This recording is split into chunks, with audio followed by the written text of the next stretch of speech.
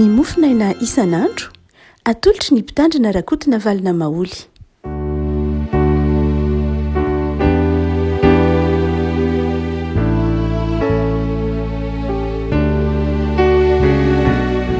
Fanameraha-bahatsika afaka malalatra hatry sabotsy fa 5 ny volana May ity.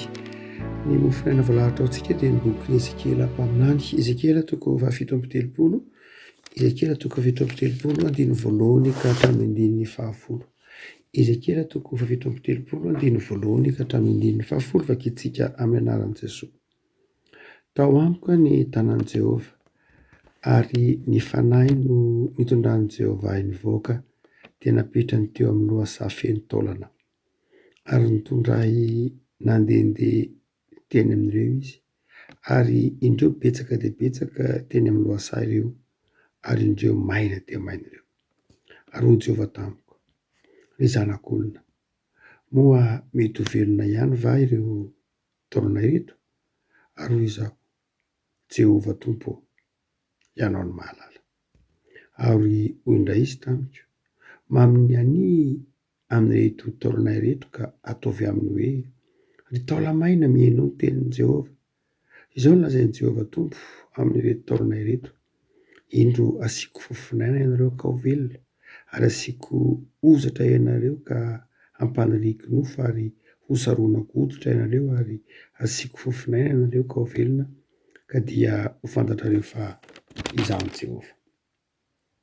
Dia naminany aho, arak'izay fa nanontiny aho, ary noho ny efa naminany aho dia injay nisy feo, ary indreo mihetsiketsika sady nifanatokatona ny taolana, samy nanatona ny taolana namany avy. Ary hitako fa indro maniry ozatra sy nofo ary nisarona hoditra izy, nefa tsy mbola nisy fofinaina tao aminy. Ary hoy izy tamiko, maminany amin'ny fofinaina, eny maminany izy zanak'olona, ka ataovy amin'ny fofinaina hoe, izao no lazain'i Jehova Tompo, manatona avy amin'ny rivotra efatra ry fofinaina ka tsotsofa ireo voavoan'ireo mba ho velona. Dia naminany arak'izay efa nanontiny aho, ka dia nidira ny fofinainareo ka velona, dia nijoro tamin'ny tongony izy marobe, dia marobe tokoa. Ray masonao, manamasinana amin'ny fahamarinana, teninao ny fahamarinana. Amen. Revana ity volana May ity sika dia mbola ao anatin'ny lohahevitra mikasika ny fanahy masina. Ny fanahy masina moa ao anatin'ny saotra masina dia betsaka ny zavatra izay mampiavaka azy ary betsaka ny fampianarana izay azo resahana betsaka momba ny fanahy masina. Aty amin'ny testamenta taloha moa vitsy raha ohatra ka oharina amin'ny hoe anjara toeran'ny fanazavana momba fanahy masina aty amin'ny testamenta vaovao, satria ny sokajin'olona manokana ihany no matetika resahana hoe nandray ny fanahy masina aty amin'ny testamenta taloha. Ao anatin'izany ny mpaminany izay Ezekely eto nentany ny fanahin'Andriamanitra, hoy ny filazany azy manao hoe, ary ny fanahy no nitondran'i Jehovah nivoaka. Ny fanahin'Andriamanitra no mitondra, no mitarika ny mpaminany, mitarika ny mpanompon'Andriamanitra. Ary eto ilay fanahin'Andriamanitra dia mitondra ny mpanompon'Andriamanitra, mitondra ny fiangonana, mitondra ny mpino aiza, mitondra ny mpino teny amin'ny lohasaha. Hoy ny filazan'ny boky Ezekela. Mahafamina azy moa dia famantarana izy ity zavatra toy ny sary izay entina mampita zavatra fahitana zany. Dia oharina ny mpino na ny fiangonana dia hoentin'ny fanahin'Andriamanitra ho aiza, hoentin'ny fanahin'Andriamanitra ao amina lohasaha. Raha toa ka somary jerena ny atsipirian'ny teny amin'ity teny hoe lohasaha ity amin'ny teny izay namondratana ny testamenta taloha ny teny hebreo dia toy ny milaza toerana fialan-tsasatra. Marina fa adikalize vale, fa tsy tena vale loatra, eny valeny ao anatiny izany hoe toy ny lohasaha, fa azo lazaina koa hoe tena toeram-pialan-tsasatra, toeram-pakana aina, toerana mahavokatra zany, toerana izay tokony hisian'ny aina, toerana tokony hisian'ny fiadanana. Saingy indrisy rehefa nentin'ny fanahy teo amin'ity toerana izay toeram-pialan-tsasatra ity dia taolamaina no hitan'ny Ezekela mpaminany. Tsy hoe noentin'Andriamanitra ahita lay tolamaina loatra lay olona tsy zay loatra fa noentin'andriamanitra ao am'ilay toerana zay mahafinaritra lay ezekela mpaminany eto saingy rehefa atao am'ilay toerana mahafinaritra lay ezekela mpaminany dia am'ilay fahitana zany dia tsy toerana mahafinaritra no hitany fa tolamaina ndraindray mantsy rehefa mamaky an'ity andinity isika dia noe veritsika fa noentin'ny fanan'andriamanitra ho any amin'ny tolamaina lay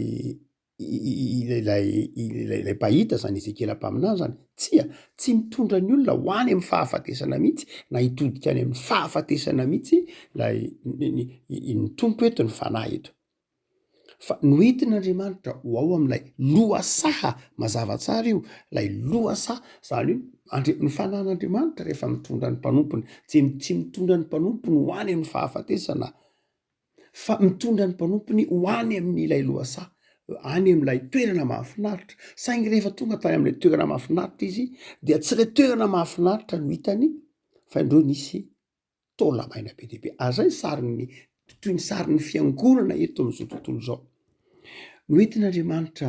nomen'andriamanitra toerana mahafinaritsika eto amin'ity tany ity zaridainan'andriamanitra toerana nataon'andriamanitra hafinaritra be ny tany ary dia napetrak'andriamanitra teto ny olombelona saingy rehefa napetrak'andriamanitra teto ny olombelona dia zao tsy hoe noentin'andriamanitra ho ampijaliana ka nahita noentiny any amin'ny taolapaty any amin'ny fahafatesana fa izao indreo fa namantana fahafatesana zany hoe itsika zany itsika pino any dia hoentin'andriamanitra ampahitan'andriamanitra hoentin'andriamanitra any amin'ny toerana mahafinaritra saingy zao am'ireny toerana zay namboaran'andriamanitra tokony hasambatra atsika ireny dia indreo fa mahita olona tsy sambatra isika mahita olona zay miaina ao anatin'ny fahafatesana zany hoe ao am'ilay toerana tokony isian'ny fiainana ao am'ilay toerana tokony isian'ny fitsarana dia izao fahafatesana no hitao fahafatesana ny vatanina ary tsy mahagaga ry avako malala zany no ny asany fahotana hoentin'andriamanitra amin'ny toerana zay feny fiadanana ny fiangonana saingy zao feny fiadanana ny mpino saingy zao any am'ireny toerana man'andriamanitra tokony hasambatra ireny dia zao mandrakariva mamantana fahantrana mamantana anoanana mamantana fiainana tsy misy aina ny mpino na ny fiangonana ary dia tsy tokony kivy manoloana zany sika tsy tokony kivy nydika nyity faminaninyity dia tena milaza fanantenana mihitsy raha ohatra ka tsika ka mijanona fotsiny eo amin'ny hoe iny fanentin'andriamanitra ny amin'ny lohasaha saingy indrisy rehefa tonga amin'ilay lohasaha dia zao lay toeram-pialatsady dia saingy indrisy fa fahafatesana no hitao dia raha toa ka tsy miambina tsara isika dia variana mijery ny tolamaina variana mijery ny tolamaina variana mijery ny fahafatesana variana mijery ny asan'ny fahafatesana eto amin'izao tontolo zao dia manjary lasa ny herin'ny fahafatesana indray ny manjary manan-kery ary ny herin'ny fahafatesana indray ny manjary manjaka fa izao inona ny vahaolana nomen'andriamanitra antsika mba hahatonga ilay lohasaha hitondra fahavelomana inona no vahaolana nomen'andriamanitra antsika mba hahatonga ilay olona ho velona ao amin'ilay toeram-pialatsasatra zay omen'andriamanitra ho azy inona ny vahaolana ho antsika izay mana ny fanan'andriamanitra ho an'ny fiangonana izay noentin'andriamanitra ao amin'ilay toerana mpialatsasatra toerana mahafinaritra kanefa mamantana fahafatesana mamantana olona na fiarahamonina izay anjakan'ny kolotsaina ny fahafatesana dia hoy ny filazany Ezekela azy nametram-pantaina tamiko andriamanitra manao hoe ny zanak'olona hitanao zao eo amin'izao toerana mahafinaritra izao eo amin'izao lohasaha tokony hialan-tsasatra izao inona no hitanao fahafatesana ka moa ve mety ho velona ihany ireo taorany rehetra dia hoy Ezekela hoe ahoana moa no avaliko anao tompo toerana tokony hahavelona azy io toerana misy rano lohasaha toerana misy sakafo mahavelona lohasaha toerana fialan-tsasatra isisin'ny fandriam-pahalemana mahavelona saingy indrisy mbola maty ihany izy dia ianao ny mahalala aiza indray ny mbola havelona azy raha eo ary izy tsy velona dia hoy ny tompo tamin'ny Ezekela mandehana maminany amin'ireo toerana ireto zany hoe rehefa tonga ao amin'ilay toerana mahafinaritra antsika isika satria isika tahin'ny fanan'andriamanitra tonga ao amin'ilay lohasaha dia izao asain'andriamanitra mamelona ny maty asain'andriamanitra mamelona ny maty, manangana ny maty, ary tsy amin'ny herintsika ny mananganantsika ny maty. Ary raha ohatra ka tsy manangana ny maty isika fa ty tena de mijanona fotsiny eo amin'ilay toerana zay feno fiadanana ilay lohasaha ka manjary velona ho an'ny tenantsika fotsiny ihany. De hoy ny tompo tamin'ny Ezekely, tsy mahazo mivelona fotsiny eo amin'ny toerana zay mahafinaritra omeko anao io ianao, fa tsy maintsy mamelona ireo maty manodidina anao ireo. Noho izany de mamina ny ianao. Afaka malala ny olona mahana ny fanahin'Andriamanitra ao anatin'ny fiarahamonina anjakan'ny kolotsaina ny fahafatesana, ny kolotsaina ny kolotsaina ny ady, ny kolotsaina ny korotana, ny kolotsaina ny fakalana, ny kolotsaina ny fifampitsarana, izay tsy inona tsy akory fa sary ny fahafatesana, sary ny fisarahan'ny olona amin'Andriamanitra, sary ny fisamatsamahan'ny olona samy olona, dia manana adidy hijoro ny mpino ny fiangonana. Ary dia inona ny fitaovana ho eny am-pelantanan'ny fiangonana mba hamelomana ny maty, satria tarihin'ny fanan'Andriamanitra izy. Dia inona ny fitaovana? Ny faminaniana. Inona ny atao hoe faminaniana? Ny tenin'Andriamanitra. Ny tenin'Andriamanitra torian'ny fiangonana, ny tenin'Andriamanitra torian'ny fiangonana, ny tenin'Andriamanitra asain'Andriamanitra torian'ny mpino no voalohany mamelona ny maty ao anatin'ilay lohasaha mahavelona kanefa misy fahafatesana. Ny tenin'Andriamanitra, ny herin'ny tenin'Andriamanitra. Hoy ny tompo tamin'ny Ezekely, mamina ny ianao ka teneny mihitsy ireo taolamaina ireo, ireo taolamaina ireo, iaino anao ireo taolamaina ireo. Maty izy fa mbola iaino. Iaino anao izy, ary dia rehefa iaino anao izy, satria taolamaina afaka miaino ireo, oharina ny fiainan'ny olombelona lavitra an'Andriamanitra de izao ho velona izy ary asiako fofinaina. Dia raha toa ka mamaky tsara isika dia tokana ihany ny fitaovana nomen'Andriamanitra any Ezekely, tokana ihany ny fitaovana omen'Andriamanitra ny fiangonany ahafahany mamelona ny maty, manangana ny maty amin'ny alalan'ny asan'ny fanahy masina ao aminy, de izao ny tenin'Andriamanitra, ny faminaniana. Eny am-pelantanan'ny mpino zany, eny am-pelantanan'ny fiangonana zany, ny aina mahavelona ny fiarahamonina, aina mahavelona ireto taola maty ireto. Afaka malala mazava io. Raha toa ka mijery tsara sika dia misy dingana telo.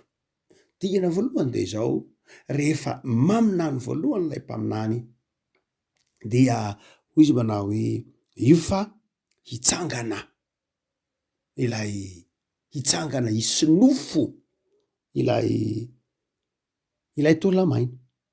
Indro fa maniorioditra izy andininy fahavalo, indro fa maniorioditra, maniro-nofo ny sarona hoditra, nefa tsy mbola nisy fofinaina. Zany hoe io fa tonga olombelona izy aloha, tonga olona izy fa tsy mbola velona, tonga olona misy nofo, misy basara, misy rehefa mitenitsika hoe misy nofo basara zay, zany hoe hoy ny teny grika hoe sarksa, zay tamin'ny teny frantsay hoe chair. Io fa tonga nofo izy, lay nofo zay misy aina, misy fahavelomana saingy zao nofo zay ambaran'ny Paoly amin'ny Galatiana hoe nofo zay mbola nofo misaraka ny fanahy, ho velona araka ny nofo fotsiny. Dia efa tsy taolana tsony izy aloha. Dingana voalohany rehefa amin'ny voalohany de zao mandeha tsikelikely zany lay asan'ny fiangonana, mamelona lay olona, fa amin'ny voalohany de zao mbola olona tobaiko'ny filany, olona tobaiko'ny maizy, mbola tsy velona izy aloha. Dingana manaraka de zao rehefa mitohy ihany ny faminanian'ny fiangonana, tsy hoe indray mandeha ihany zany de vita ny faminaniana, tsy hoe aza efa nanao ka efa nitory ange za, efa niasa ange zahay, fa zao tena mety ho fahatongava-tsaina aloha amin'ny voalohany, fa zao mbola tsy tena velona. Dia dingana faharoa de zao iny fa nanatokatona, ny fanatokatona ireto nofo nofo nisy taolana, nofo nisy hoditra ireto, dia tonga ny fanatokatona izy. Ary ny fahatelo de zao mbola naminany ihany de zao indro fa tonga nijoro izy. Mahafinaritra be ny farany hoe dia nijoro tamin'ny tongony izy ary dia velona. Asa raha azonao sary an-tsaina ny sarin'ilay asan'ny fanan'Andriamanitra na asan'ny tenin'Andriamanitra. Voalohany de izao tonga misy nofo, faharoa de izao tonga mifanatona ka tonga communauté, ary rehefa tonga misy nofo ka tonga mifanatokatona tonga communauté, zay vao tonga le fanan'Andriamanitra, zay vao tonga velona ka mahajoro. Avako malala hitantsika ny bokon'ny Asan'ny Apôstôly tsahan'ny fanamasina, ny vory ny mpino ary tao anatin'izany fivoriany ny mpino zany no nrotsaka ny fanan'Andriamanitra.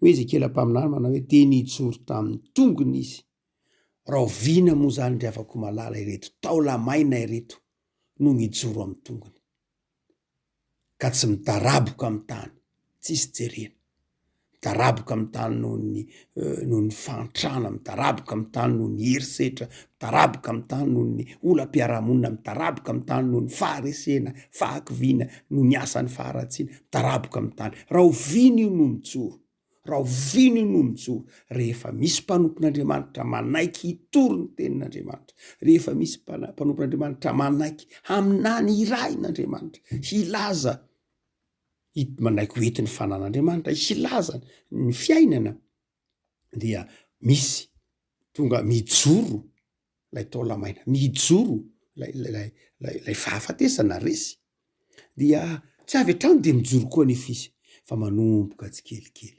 manomboka tsikelikely amin'ny fijoroan'ny tsirairay, ary fifanantonana ao anatin'lay fifanantonana ao anatin'lay fiombonana, zay vao tonga lay fofinaina mahavelona. Hoy ny filazan'ny andininy fahafolo hoe nidira ny fofinaina ireo ka velona. Tsy mbola ao anatin'lay tsirairay no tonga lay fofinaina mahavelona, fa rehefa avy ny fanatona ireto taolamaina nanjary nisy hoditra sy nofo reto, rehefa avy ny fanatona izy dia izao indro fa tonga lay fofinaina mahavelona ka dia nahajoro. Avako malala isany ataontsika hoe toetsaina toerin'ny filazantsara, ny fitsitokotokoana, ny individualisme. Ny protestanta dia isany ataontsika hoe novolavolaina tamin'ny toetsaina individualista, noho ny antony hoe ny protestanta dia nitezainany amin'ny hoe miankina aminao samirery ny mahavovonjy anao na tsy mahavovonjy anao, safidinao samirery ny mahavovonjy anao na tsy ny mahavovonjy anao, tsy hoe safidy ny fiarahamonina nisy anao na ny safidy ny ray aman-dreninao kory aza, fa misy safidinao mazava miankina aminao ny mahavovonjy anao, tsy miankina amin'izay nampianarina anao, tsy miankina amin'ny mpampianatra anao, tsy miankina amin'ny fiarahamonina misy anao ny mahavovonjy anao, fa miankina amin'ny fanapahan-kevitra izay fanomezany toerana ataontsika hoe fanapahan-kevitry ny tsirairay izay, izay fanomeza toerana ny andraikitry ny tsirairay izay, izay mametraka ny olona ho tompona andraikitra amin'ny fiainana zay dia maha-protestanta. Ary noho izay toetsaina manome toerana ny individu, manome toerana ny tsirairay izay eo anivon'ny fiarahamonina, dia nahatonga ny ataontsika hoe firoboroboan'ny individualisme, ary zay mahatonga ny protestanta ndraindray na amin'ny toerana maro azy individualista roatra. Ary dia indraindray mihevitra ny tena no feno samirery, mihevitra ny tena no mahavita samirery, mihevitra ny tena no tsara samirery, tsy ratsy akory zany amin'ny lafiny maro, fa izao amin'ny lafiny ara-panahy, amin'ny lafiny ara-pahamonina dia izao ahitsiny Ezekiela zay toetsaina tia ny tsitokotoko zay, ahitsiny Ezekiela ilay toetsaina zay tia misaratsaraka izay hoe tsy misy fahavelomana raha tsy ao anatin'ny fifanantonana sy ny fiombonana.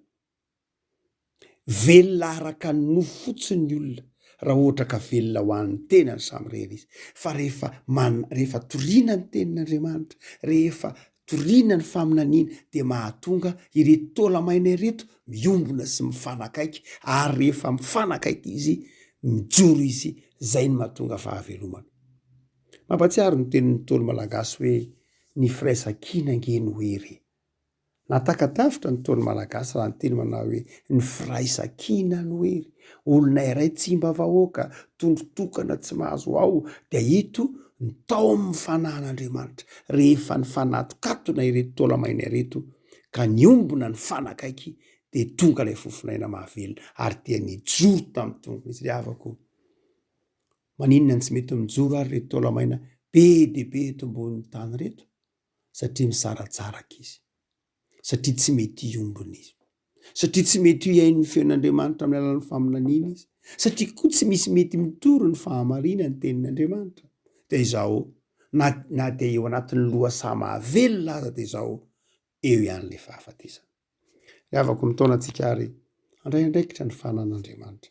Ho antsika zay mana ny fanan'Andriamanitra, andeha izatsy izy, torio ny fiainana ao amin'Andriamanitra. Ho antsika izay efa nandre ny tenin'Andriamanitra, de andeha isika hifanatona, andeha isika hifanohana, andeha isika hiombi-piainana mba hajoro ao anatin'ilay toerana mahafinaritra no manin'Andriamanitra ao antsika.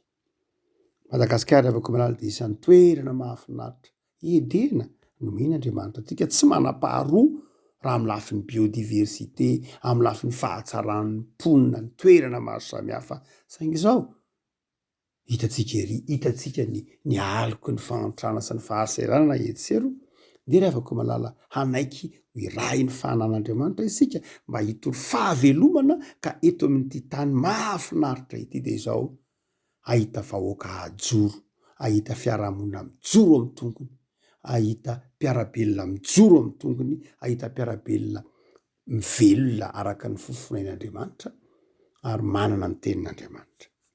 Ivavaka sika tompo am'zoranao zay noho ny amin'ny teninao zay manaitra anay atsiaro fa hoetin'ny fanahinao masina amin'ny lohasa mahavelona izahay.